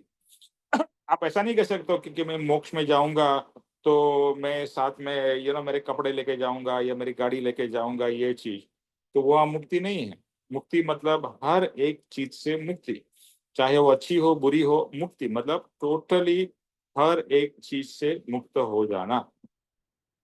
ओके, तो मुक्ति का भाव तभी उत्पन्न होगा जब भी हम सत्संग में आएंगे, समझ में आएगा कि ये सब हम क्या कर रहे हैं, अब तक क्या कर रहे थे, और अभी भी क्या कर रहे हैं और अभी भी नहीं सुधरेंगे तो कभी मुक्ति होगी।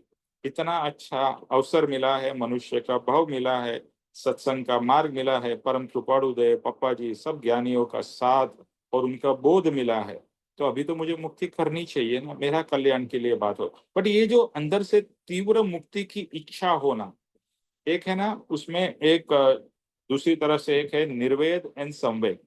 निर्वेद एंड संवेग, निर्वेद का मतलब है, निर्वेद मतलब संसार से निर्वेद, यानी कि संसार से डिटैच हो जाना, संसार को छोड़ने के भाव या संसार से अटैचमेंट नहीं होना, निर्वेद। अरे इधर की प्रॉब्लम है ये, मुझे अभी संसार में, संसार के बारे में सोचना ही नहीं है, संसार में ज्यादा टाइम स्पेंड करना ही नहीं है, जितना जल्दी हो। अभी मैं मेरे फ्रेंड्स के साथ में मिला था, तभी बात हो रही थी कि तभी वो लोग कुछ शादी में थे हम लोग, तो पंडित जी पाठ पढ़ रहे थे कि बाल्य अवस्था, फिर कौन सा संसारिक या गृहस्थ अवस्था, और फिर वानप्रस्थ, और फिर लास्ट पता है क्या है? सन्यास। सब लोगों ने सुना है ये? बाल्य अवस्था, गृहस्थ, वनवास और समाधि, सॉरी समाधि नहीं, सन्यास। सब लोग ने सुना हुआ है कि नहीं सुना हुआ है? सुना है? हाँ सुना है, सुना है। ओके, दोबारा सुना है। बताइए तो, दोबारा बताइए। पहला है बाल्य अवस्था, बाल्य यानी बालक। फिर दूसरा है गृहस्थ, जब भी शादी हो जाती है, घर बार बच्चे रिस्पॉन्सिबिलिटी, वो गृहस्थ। तीसरा क्या है? वनवास। एक्चुअली जो है ना 51 52, पहले के जमाने में ऐसा कहा जाता, 51 में आप आ गए, वन यानी वानप्रस्थ, यानी आपको वन में जाना है। और लास्ट में है सन्यास। सन्यास हमारे हिंदू धर्म में लिखा हुआ है कि आपको सन्यास लेना है। हाँ, ये कोई किधर और की बात नहीं हो रही, यहाँ की बात है। लेकिन बताओ कितने लोग वानप्रस्थ होते हैं, कितने लोग सन्यास लेते हैं? कोई नहीं। हमको तो लगता है सन्यास तो ऐसी कोई पता नहीं क्या एलियन चीज है कि वो तो हमें करनी ही नहीं चाहिए। हमें लगता है सन्यासी कोई दूसरे लोग होते हैं, हम तो सन्यासी नहीं। यहाँ पर बताया है कि हमारा हमारा जो है ना धर्म अर्थ काम और मोक्ष, इसी तरह से बाल्य अवस्था, गृहस्थ अवस्था, वानप्रस्थ और सन्यास। तो अभी एक्चुअली आप, मेरा फ्रेंड बोल रहा था कि अभी देखो मैं 100 ईयर्स को मैं करता हूँ तो 25 साल यानी बचपन और जवानी, उसके बाद में शादी और गृहस्थ हो गए 25 से 50। एक्चुअली 50 के बाद में आपको डिटैच होना शुरू हो जाना चाहिए। अगर 100 साल की तो उम्र किसकी हो तो भगवान को मालूम, लेकिन वानप्रस्थ में तो आई एम श्योर कि अभी जितने भी लोग हैं 50 के ऊपर है यहाँ पर जो आज के सत्संग में है, तो हम सब वानप्रस्थ में तो है ही। और पहले के जमाने में तो लोग 50-60 से ज्यादा ज्यादा जीते भी नहीं थे। 60-70 साल वॉज अ वेरी, बहुत कम लोग, 40-50 साल में भी लोग गुजर जाते थे, 60 साल बहुत कम होता था। इसके लिए पहले रिटायरिंग एज भी 55, फिर 58 हुई, अभी 60 हुई है। लेकिन आज के दिन में तो 60 साल में भी हम काफी फिट एंड जवान है। वॉट एवर इट इज, वो तो बाह्य चीज है, अंतरंग से हमें डिटैच होना है। अब नहीं तो कब? अभी अभी नहीं होंगे तो कभी होंगे? मरने के बाद क्या डिटैच होंगे हम लोग? डिटैच अभी से होना है। तो हमारी तो एज वाइज भी वो आ गई है स्थिति कि वानप्रस्थ और सन्यास में हमें सोचना है कि it's a time to live everything, not time to लगा के नहीं घूमना है, छोड़ने का समय है, पकड़ने का समय नहीं है। तो यहाँ पर मुक्ति, मुक्ति साध्य करने के लिए जैस वैराग्य की अवस्था है। मुक्ति कभी होगी? जब भी वैराग्य होगा। अगर वैराग्य नहीं है तो मुक्ति तो हो ही नहीं सकती है ना। वैराग्य मतलब मुझे, यू आर नॉट इंटरेस्टेड। जैसे हर्ष जी ने बोला कि भाई अच्छी मिठाई थी बट मुझे उसमें इंटरेस्ट ही नहीं आया, तो वैराग्य आपका बहुत अच्छा है हर्ष जी, अच्छी दशा है। और ये दिखाने वाली बात नहीं है, या अंदर के भाव है। तो जैसे जैसे वैराग्य आएगा तो वैराग्य बढ़ता जाएगा, तो वैराग्य के बाद में उदासीनता आएगी। अगर आपको याद हो तो हमने बताया था वैराग्य, उदासीनता, उदासीनता के बाद में वितरागता आती है। एक्चुअली त्याग, वैराग्य, उदासीनता और वितरागता। वितरागता मतलब टोटल डिटैचमेंट, टोटल, मतलब वो तो बहुत उच्च उच्च दशा है। तो हमारे को मुक्त होना इतना स्ट्रांग अगर भाव चलता रहेगा कि मुझे अभी बहुत हो गया, बहुत संसार भुगत लिया, बहुत संसार कर लिया, अभी मुझे मुक्त होना है, अभी मुझे जन्म मरण नहीं करना है, मुझे अभी मुक्त होना है। जैसे मैं हर समय पूछता हूँ, अगर आपको मुक्ति मिलेगी तो आज भगवान बोलते चलो तुझे मैं मोक्ष देता हूँ, तो आज आप रेडी है?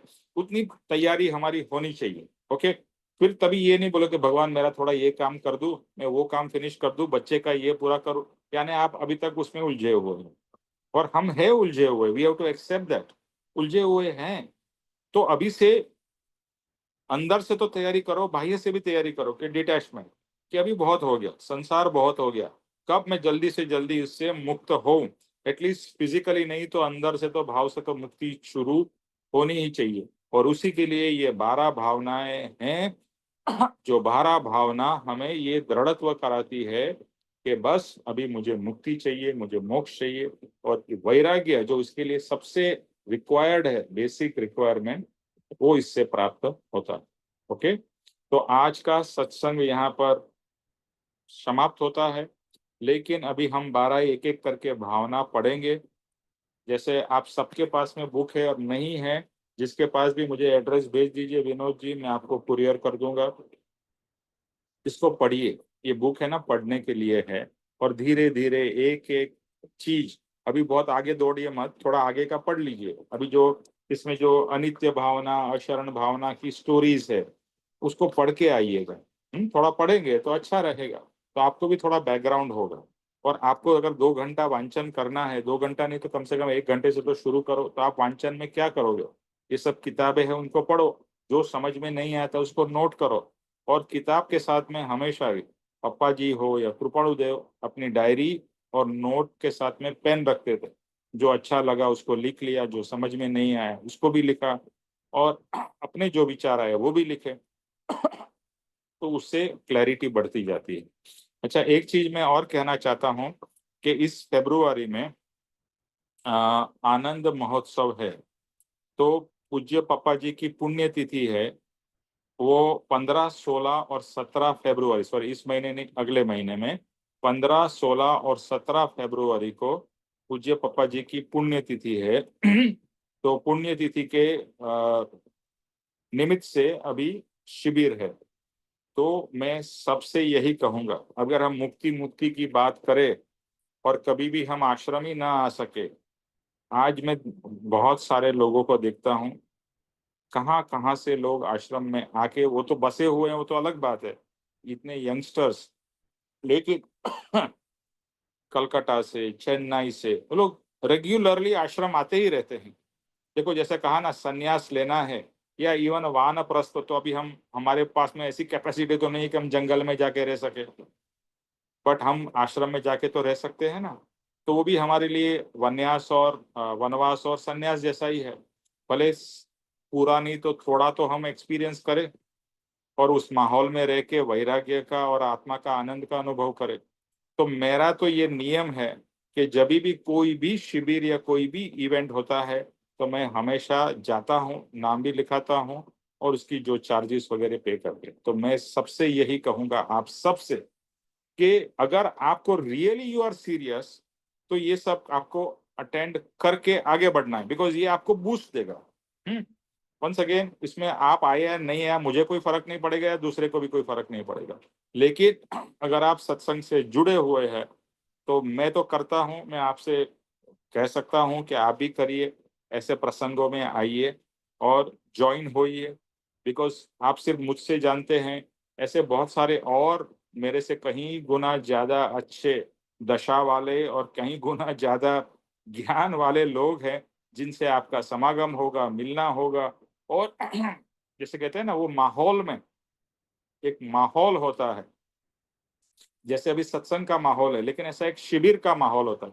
उस माहौल में अद्भुत परिवर्तन आता है। तो उसका मैं डिटेल्स आपको भेजता हूँ। मैं फिर से कहूंगा, हर एक को आना चाहिए। किसको आना ऐसा मैं नहीं पूछूंगा, मैं कहूंगा हर एक को आना चाहिए और पार्टिसिपेट करना चाहिए। और मैं बोलूँ उसके लिए नहीं आना है, आपको अपने आत्मा कल्याण के लिए आना है। डेट है 15, 16 और 17, आई थिंक सैटरडे, संडे और मंडे है। और पूज्य पप्पा जी जिनको हम फॉलो कर रहे हैं, उनकी पुण्यतिथि है। तो उसके लिए 2-3 दिन का अच्छा वहां पर कार्यक्रम है। तो आप लोग रेडी है आने के लिए?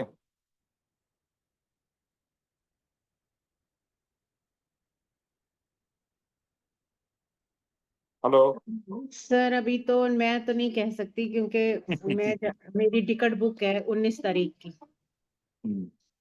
कहाँ 19 जाना? फरवरी की। चेष्टा नहीं तो करेंगे सर। देखो मैं ये कहूंगा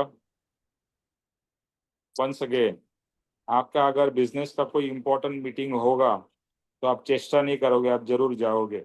इसी तरह से आपका कोई जो जितनी इम्पोर्टेंट, देखो मैं वापस किसी को फोर्स नहीं कर रहा हूँ, मैं आपको यही बात समझाने की कोशिश कर रहा हूँ कि आपके जीवन में जब तक सत्संग और आत्मा का इम्पोर्टेंस बढ़ेगा ना, फिर आप एक मिनट भी नहीं सोचोगे, जैसे ही होगा बोलोगे हाँ मैं आ रहा हूँ, आई एम कमिंग, मैं बाकी का बाद में एडजस्ट करूंगा।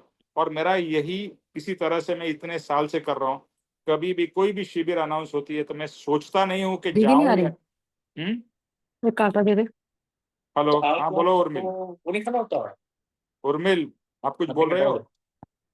हेलो। नहीं, हाँ निमेश, मैं आपको ये कहती, मेरी उसी टाइम के ना महाकुंभ की टिकट है। अच्छा अच्छा, देखो तो अभी दूसरा एक और चीज मैं कहूंगा, एक भाव अभी से करो, भले आप इस बार न भी आ पाओ, ओके, भाव करो कि अभी जो नेक्स्ट होगा मैं उसमें जरूर आऊंगा या आऊंगी। हाँ, ये ठीक है। आप बिलीव नहीं करोगे, आप इतने स्ट्रांग भाव करोगे ना, तो आपको, जैसे अभी आप सत्संग रेगुलर अटेंड करते हो, आपको कोई चीज बाधा रूप लगती है क्योंकि आप समय से आ जाते हो, क्योंकि उसमें आपकी रुचि है और सब चीज को आप एडजस्ट कर लेते हो। कभी कभी नहीं आ पाते हो, अलग बात है, बट 99% या 90% आप आ जाते हो। क्यों? क्योंकि आप अपने आप को इसके लिए तैयार करके रखे हो, मेंटली, भाव से, सब कुछ। इसी तरह से you have to take the next step. Ashram में आना, आश्रम में रहना, आश्रम में साधना करना, आश्रम के भाव में, और उस पप्पा जी, देखो ज्ञानी पुरुष का वहां वास हुआ है, वहां पर ज्ञानी पुरुष का वास है, तो उनके जो भी वाइब्रेशंस और उनके जो परमाणु है उसको फील करना है, उसको अनुभव करना है। तो मैं आपको सिर्फ बता सकता हूँ, और आज से भाव करो तो नेक्स्ट टाइम कोई भी चीज आपको बीच में नहीं आएगी। मेरा तो ऐसा काफी बार अनुभव रहा है कि रेयरली मुझे दूसरी कोई चीज बीच में आती है, हर समय वो चीज अपने आप एडजस्ट हो जाती है, भगवान की कृपा है। तो आप भी भाव करोगे तो भगवान आपके ऊपर भी कृपा करेंगे कि कोई भी चीज बीच में नहीं आएगी और सब अपने आप सेट हो जाएगा। और अभी डेट उसके लिए कंफर्म करने के लिए 2 फरवरी है, ओके। तो टाइम अभी बहुत ही लिमिटेड है। आपको देखो, जितना विचार करोगे उतनी 50 चीजें आपको दिखाई देगी कि ये है वो है, नहीं आएंगे। एक बार डिसाइड करो, अपने आप सब सेट हो जाएगा। ये मेरा अपना अनुभव है, बाकी आपके ऊपर है, ओके। सर आना तो चाहती हूँ, लेकिन मेरी ना अगर थोड़ा पहले पता लगता ना, मेरी टिकट हेल्थ क्लब की वो पालमपुर हिमाचल की बुकिंग हो चुकी है ना, तो ठीक है, नहीं नो तो इशू। मैंने हाँ, क्या नहीं कहा, तो नेक्स्ट टाइम मैं जरूर मेरे को नेक्स्ट जरा टाइम, पहले बताएं तो मैं जरूर आऊंगी। हाँ नेक्स्ट टाइम से एक्चुअली मैं जैसे जैसे अनाउंस होगा, और आप बिलीव नहीं करोगे ऐसे सब में कहाँ कहाँ से लोग आते हैं, यूएसए से, मिडल ईस्ट से। तो मतलब फिर से वही है, आपको मुक्ति चाहिए, मुझे आत्मा चाहिए, क्या चाहिए, कि संसार चाहिए, कोई आप उसके हिसाब से आपकी प्रायोरिटीज डिसाइड होगी, उसके हिसाब से आप उस हिसाब से सब करोगे, उस हिसाब से प्राप्ति होगी, है ना? ठीक है, तो आप सबके ऊपर है, अभी से भाव करिए। पहले तो जो आना ही है एक डिसाइड करिए, मैं किसी भी तरह से आ जाऊंगी। मैं दिल्ली से क्या, जैसे आप वहां जा रहे हैं, मैं बॉम्बे से फ्लाइट लेके वहां चली जाऊंगी। मतलब there are so many ways and means. एक बार आप भाव करो और एक बार आप करो कि करना ही है, तो अवश्य होगा। और कृपाणु देव पापा जी का आशीर्वाद रहेगा, होता रहेगा और होगा ही। ठीक है, चलिए विनोद जी, जय स्वरूप। जी सर। जय श्री सदगुरुदेव वंदन। प्रणिपात स्तुति। जय स्वरूप समझा बिना पाम्यो दुख आनंद, समझाव्યું તે પદ નમો શ્રી સદગુરુ ભગવંત। नमस्कार। परम पुरुष प्रभु सदगुरु परम ज्ञान सुखधाम, જેને આપ્યું માન તેને સદા પ્રણામ। નમસ્કાર। દે છતાં જેની દશા, દે છતાં જેની દશા वर्ते देहातीत ते ज्ञानी नाम चरण में ओ वंदन अगणित नमस्कार। हे परम कृपालु देव, जन्म जरा मरण आदि सब दुखों का अत्यंत क्षय करने वाला वितराग पुरुष का मूल मार्ग आप श्रीमान ने अनंत कृपा करके मुझे दिया। उस अनंत उपकार का प्रत्युपकार करने में मैं सर्वथा असमर्थ हूँ।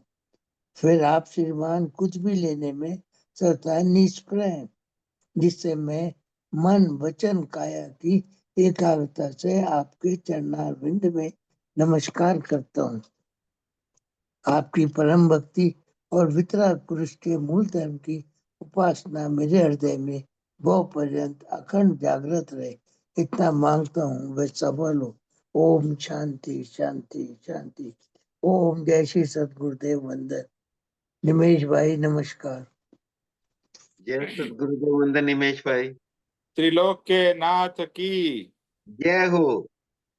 परम कृपाणु देव की जय हो जय जय हो हो जय हो जय हो सदगुरु देव की जय हो जय जय जय हो हो जय हो। आज के आत्मा के आनंद की और वैराग्य विजय की हो विजय हो विजय हो विजय जय हो। हो।